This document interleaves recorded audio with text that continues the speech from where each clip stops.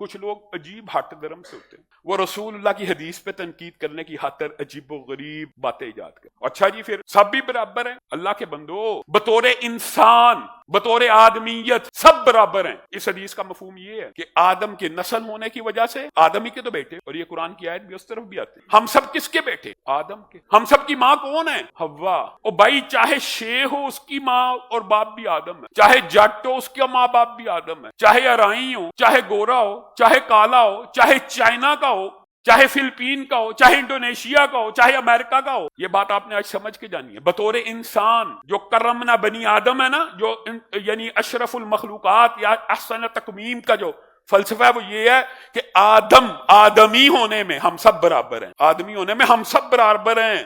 اس کے بعد عقیدے کے اوپر، اعمال کے اوپر، تقوی کے اوپر تقسیم ہے. ایک اللہ کو مانتا ہی نہیں، ایک نبی کو مانتا ہی نہیں. وہ آدم ہونے کے ناطے بشریت کے تقاضے کے مطابق انسانیت کے ناطے برابر ہے. برابر ہے. یہ بات لوگوں کو بڑی چبھتی ہے کئیوں. لیکن چونکہ وہ اللہ کو نہیں مانتا، وہ شرک کرتا ہے، وہ کفر کرتا ہے، تو وہ شر البریہ ہے. پھر وہ آدم کے مقام پہ بھی نہیں رہتا، وہ اسفل سافلین میں چلا جاتا ہے اگر منافقت کرتا ہے. انسان بطور تخلیق آدمیت کے اندر اشرف المخلوقات ہے،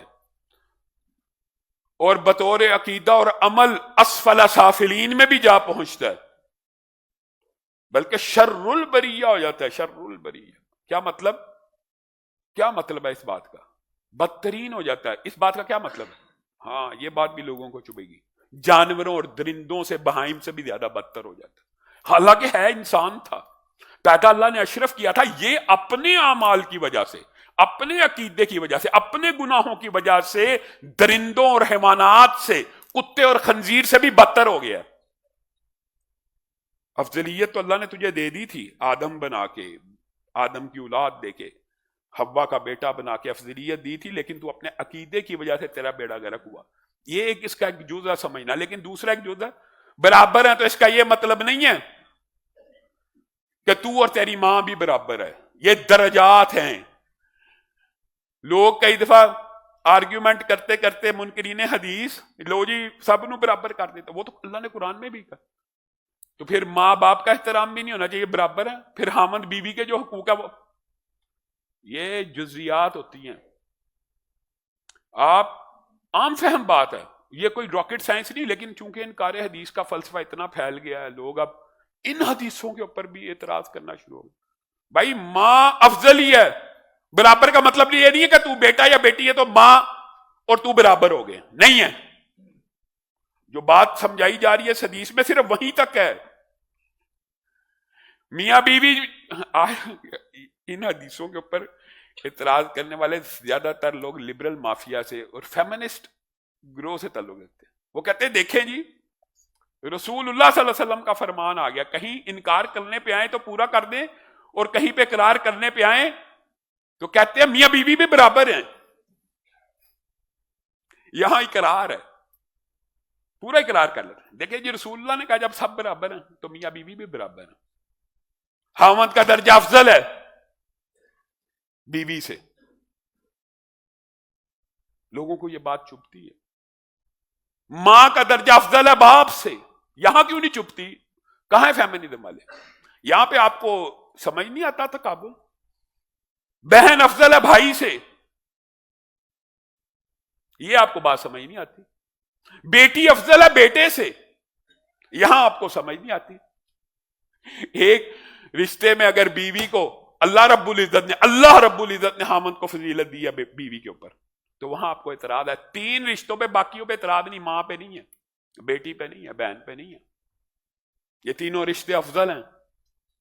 وہاں پہ تقابل بھی اگر کیا جائے تو ان تناظر کے اندر بھی آپ نے اس بات کو سمجھنا ہے. اور رسول اللہ صلی اللہ علیہ وسلم نے ان خطبات میں، جو پہلے میں نے آپ کو بتایا تھا برابری کی بات آئی ہے، تو یہ اب قدرتی بات ہے، یہ جملے بھی ادا ہو گئے ہیں، تو یاد رکھیے برابر ہے.